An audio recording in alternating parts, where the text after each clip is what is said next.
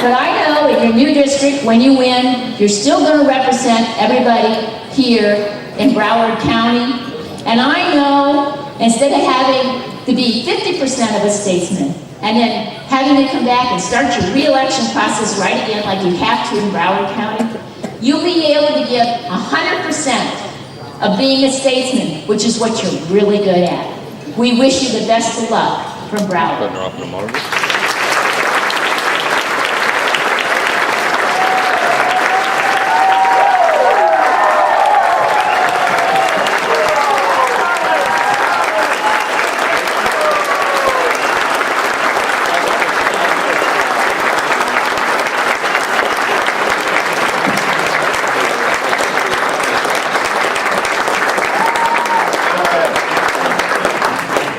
Is everyone still awake? Look, I want to thank this great county, this great Republican Executive Committee, each and every one of you that is here tonight. I want to thank the chairman and the vice chairman and the entire staff of the REC, to all of my fellow comrades, elected officials, and also candidates who are running for elected office. God bless you all, and thank you for having me tonight. And I want to keep this pretty short, because I think that what I have to say can be said in a pretty concise statement. You know, tonight there was a few little chuckleheads out there that were trying to form up a little welcoming party for me. And a lot of people have always asked, you know, well, Colonel, what do you mean about chucklehead? Well, a chucklehead is a person that is so inept or incompetent that all you can do is look at them and laugh. But for those individuals that were out there on the street corner who showed up after I had gotten here, they don't know anything about a military guy who's always early. That's how we figure out being on time. But the interesting thing is this. It is not about me that they were really protesting. It is about each and every one of you. It is about what is happening here in Broward County. The fact that Republicans in Broward County are starting to stand up. Republicans in Broward County are starting to write letters to the editor of the Sun-Sentinel. Republicans in Broward County are starting to go on the left-wing blogs here in Broward County, and they're starting to make comments. It's about the inspiration that you all have taken up the mantle and start to fight back against this liberal progressivism that can take our country down the road to perdition. That's why they were out there, and God bless us for doing it.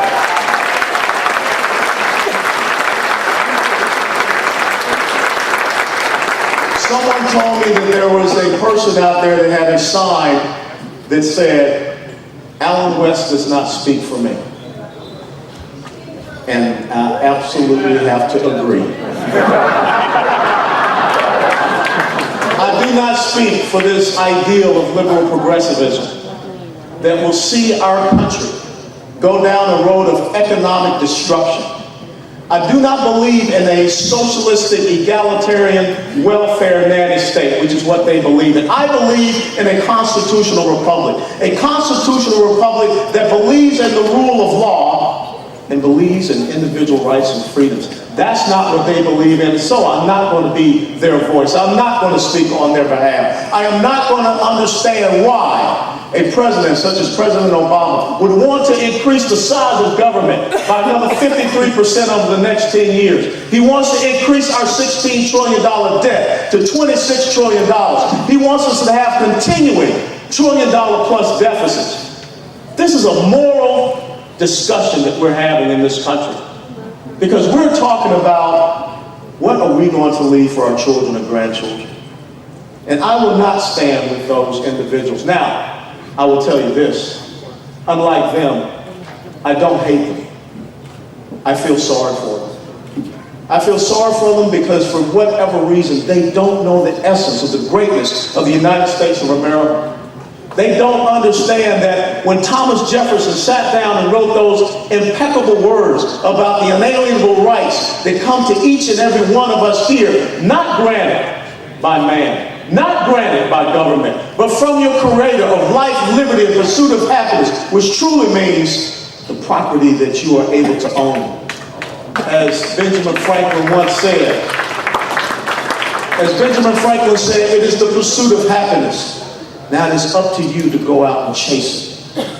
I don't believe that government can guarantee happiness, unlike what they believe. And when I sit back and look at some of the things that they want to do, they don't understand that when you talk about ingenuity, when you talk about investment, when you talk about innovation, that comes from you all. It does not come from Washington, D.C. And each and every day when I wake up in the morning, when I'm up there in session, and I go for the run along the D.C. Mall, and I see those construction cranes going up in Washington, D.C., I know that that means just a little bit more of the capital of the American people that should be in your pockets so that we can grow more small businesses, so we can have more production and manufacturing, not in Washington, D.C., but down here with each and every one of you, where you are the economic engine that drives this country. But unfortunately, if we're not careful, the largest tax increase that this country has ever seen will occur next January. That's why it's important that we maintain the majority in the House, that we win the United States Senate, and we get someone that believes in the exceptionalism of America in the White House. We should never be afraid of claiming success. We should never run away from the achievements that we are able to have, because this very simple comes down to what they believe in is an equality of achievement, where the government comes down and they set the rules. They pick the winners and the losers in the free marketplace or among each and every one of us. But this guy that stands before you today, born 51 years ago in the inner city of Atlanta, Georgia, I now represent beaches. I now represent areas that my parents could not have gone to in 1961. That is what America is about, is the opportunity for the authorities of each and every one.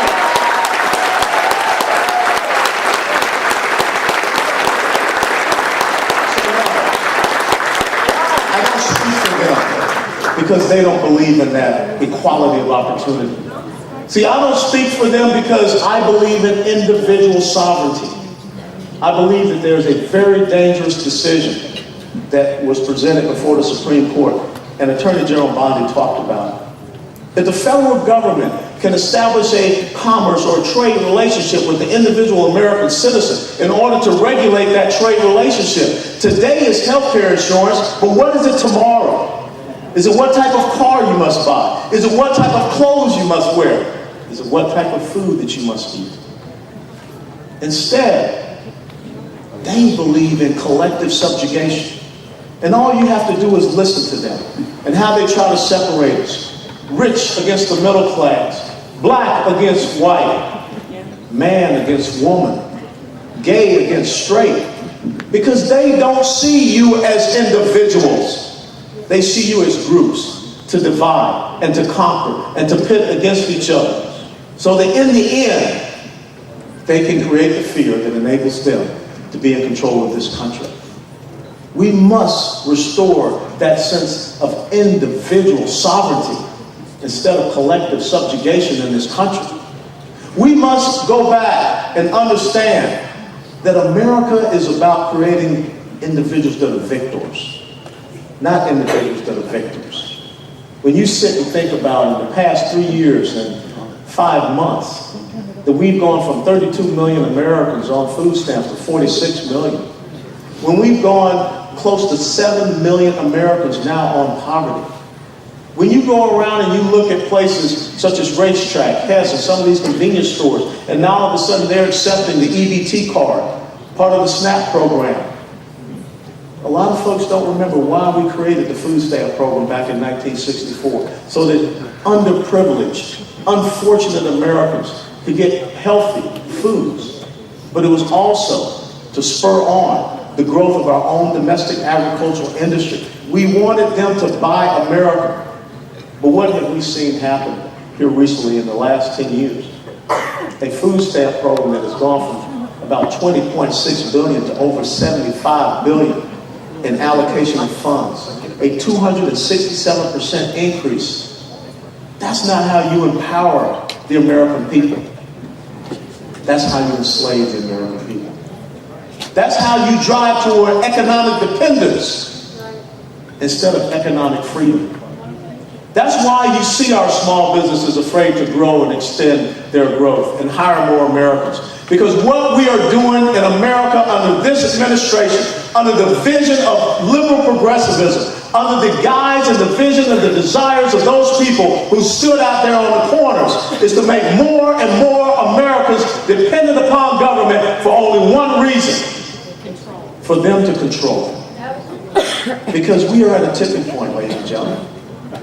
When you realize that 47% of wage-earning households in the United States of America are not paying federal income taxes, with the top 1% is paying about 40%. The top 5% is paying about 58%. The top 25% of wage-earning households in America pay 86% of federal income taxes. Now, I gotta ask President Obama one simple question: is that fair?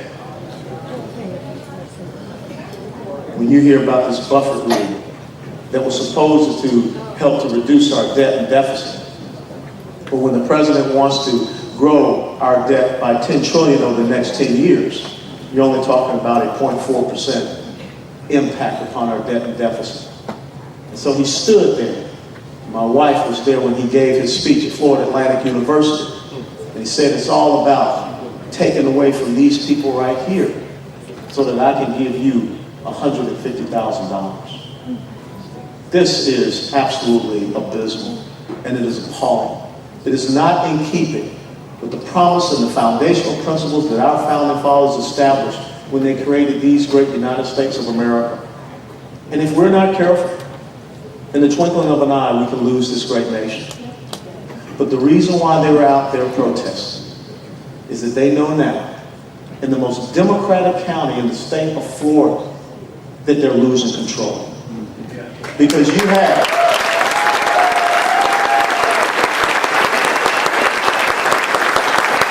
the co-chairman of the Republican National Committee out of Broward County.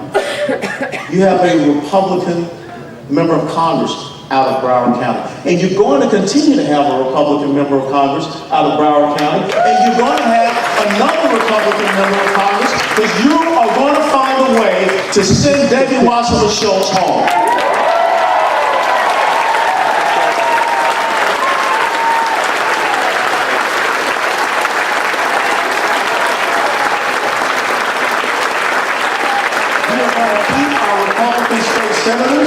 We are going to keep our Republican state representatives. We're going to grow and expand the Republican county commissioners, and we're going to keep Sheriff Al Lamberti as the sheriff of Broward County.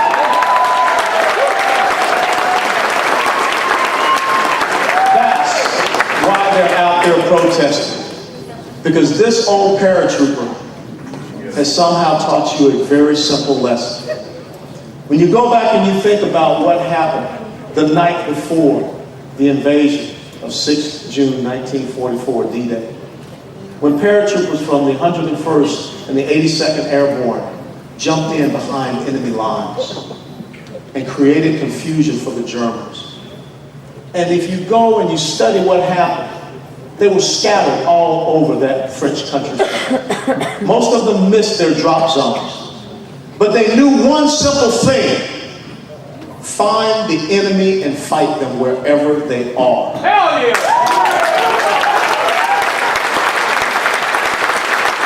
You have dropped in behind the enemy lines in Broward County, and you are engaging them in every single area where they thought they had strength. They don't, and they are confused. They are afraid of it. The reason why those people were on the street corners is that they fear you. Now, you must be. You must sense that fear. You must be like sharks that smell blood in the water. And you must attack. Because the military will teach you one other thing. Ladies and gentlemen, you don't win on defense. You win on offense.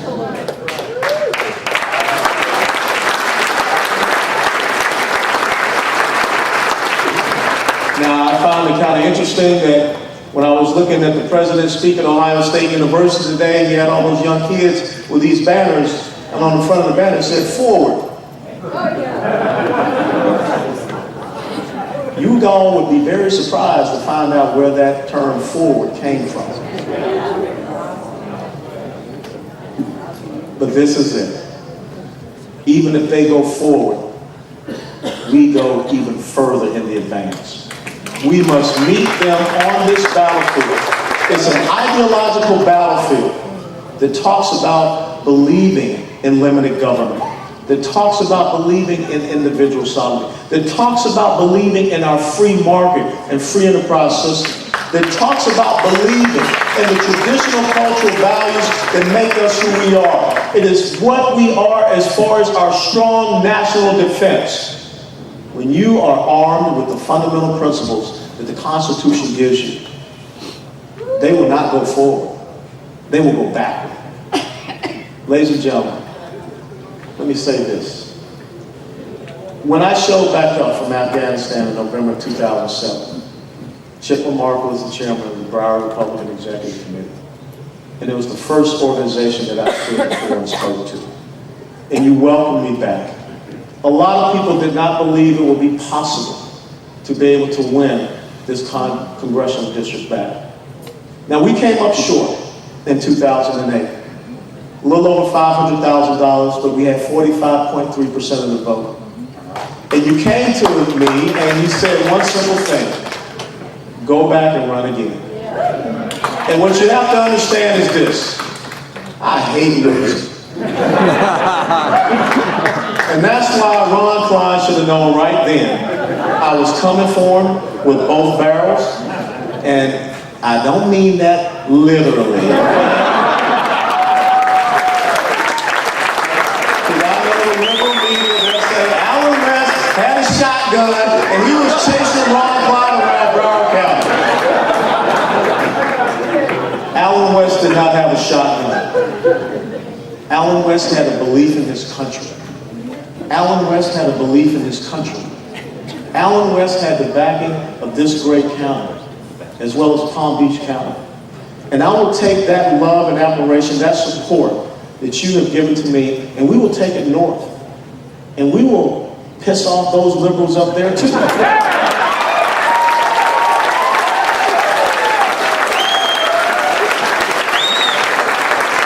Because what we stand for is one simple word. We stand for America. Yeah! And remember what America is. Remember right now that there are young men and women standing as watchmen on the walls so that you could be here tonight. But they have such a love for you that you can enjoy the great freedoms and liberties and democracy that began when those first men fired the shot that would be heard around the world at Lexington and Concord. You know, a lot of people don't realize it. 200 years ago was the start of the War of 1812. It was truly a continuing fight for our independence. And in that came our great Star-Spangled Banner from the War of 1812. Remember what happened in the War of 1812. Remember the courage of someone such as Dolly Madison, who went back inside and made sure that George Washington's portrait was saved as the British burned the White House. Remember the courage of Andrew Jackson and those people who stood in New Orleans. We must reconnect to our history. We must reconnect to our values. And furthermore, we must pass it on to our children and grandchildren. We must talk to them and get them to understand things that they're hearing in these schools and at these universities is not what America is about. So as I close tonight, I want to remind you of the great farewell speech of Confederate General Thomas J. Stonewall Jackson, when he bid farewell to his brigade as he was elevated by Robert E. Lee. And he said to his brigade that they would always be first in his heart. Broward County will always be first in my heart, and I will never forget you. And God bless you all. And God bless you.